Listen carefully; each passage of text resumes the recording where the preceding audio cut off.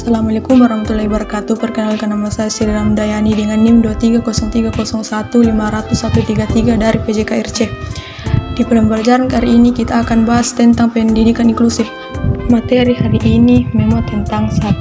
Pengertian pendidikan inklusif, 2. Tujuan pendidikan inklusif, 3. Peserta didik di sekolah inklusif, 4.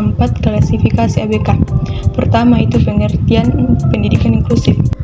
Menurut Permendiknas nomor 70 tahun 2009 pasal 1 menyatakan pendidikan inklusif didefinisikan sebagai sistem penyelenggaraan pendidikan yang memberikan kesempatan kepada semua peserta didik yang memiliki kelainan dan memiliki potensi kecerdasan atau bakat istimewa untuk mengikuti pendidikan atau pembelajaran dalam lingkungan pendidikan secara bersama-sama dengan peserta didik lainnya. Yang kedua, tujuan pendidikan inklusif. Tujuan pendidikan inklusif yaitu pendidikan inklusif mampu memberikan berbagai kegiatan dan pengalaman sehingga semua siswa dapat berpartisipasi dan berhasil dalam kelas reguler yang ada di sekolah tetangga maupun sekolah terdekat. Pendidikan inklusif juga berpotensi mampu memberikan kontribusi yang berarti bagi setiap anak dengan segala keragamannya, terutama anak yang berkebutuhan khusus, hubungan dan mempersiapkan kehidupan yang layak dalam kehidupan masyarakat yang berikut ini. Tujuan pendidikan inklusif secara lebih rinci menurut Peraturan Menteri Pendidikan Nasional Nomor 70 Tahun 2009 Ayat 2, tujuan pendidikan inklusif untuk memberikan kesempatan yang seluas-luasnya kepada semua peserta didik yang memiliki kelainan fisik, emosional, mental, dan sosial atau memiliki potensi kecerdasan atau bakat istimewa untuk memperoleh pendidikan yang bermutu sesuai dengan kebutuhan dan kemampuannya dan mewujudkan penyelenggaraan pendidikan yang menghargai keanekaragaman dan tidak diskriminatif bagi semua peserta didik. Lalu, bagaimanakah peserta didik pada pendidikan inklusif? Peserta didik pada pendidikan inklusif secara umum adalah semua peserta didik yang ada di sekolah reguler, tidak hanya mereka yang disebut anak berkebutuhan khusus, tetapi mereka juga yang termasuk anak normal.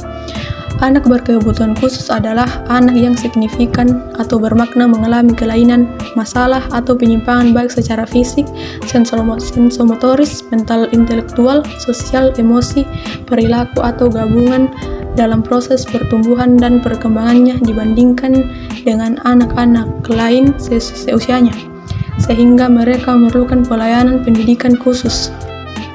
Lalu bagaimanakah klasifikasi anak berkebutuhan khusus? Menurut Depdiknas 2006, untuk keperluan pendidikan inklusif, anak berkebutuhan khusus dikelompokkan sebagai berikut.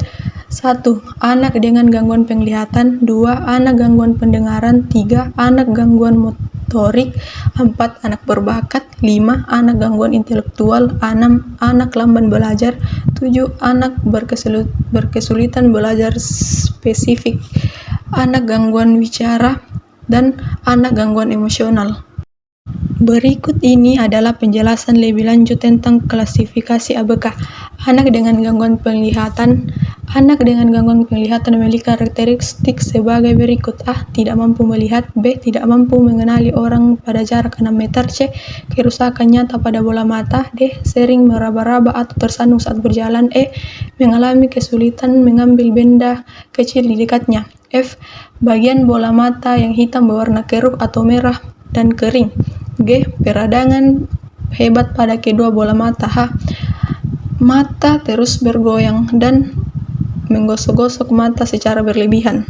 Yang selanjutnya 2. Anak gangguan pendengaran.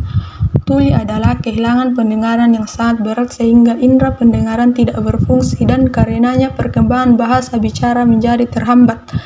Anak yang mempunyai gangguan pendengaran mempunyai karakteristik sebagai berikut. A. Tidak mampu mendengar. B. Terlambat perkembangan bahasanya. C. Sering menggunakan isyarat dalam berkomunikasi. D. Kurang atau tidak tanggap bila diajak bicara. E. Ucap kata tidak jelas. F. Kualitas suara aneh atau monoton. G. Sering memiringkan kepala dalam usaha mendengar. H. Banyak perhatian terhadap getaran. Yang selanjutnya, nomor 3. Anak gangguan fisik motorik atau tunadaksa. Tunadaksa dapat diartikan sebagai cacat tubuh. 4. Anak berbakat atau anak yang mempunyai kelebihan, misalnya tingkat intelektual yang tinggi dibandingkan temannya. 5. Anak gangguan intelektual atau tunagrita disebut dengan cacat mental, yaitu kemampuan mental di bawah normal. Yang selanjutnya, anak lamban belajar merupakan anak yang mengalami keterlambatan berpikir. 7. Anak gangguan bicara atau disebabkan oleh gangguan pendengaran dan rusaknya organ bicara, misalnya lidah.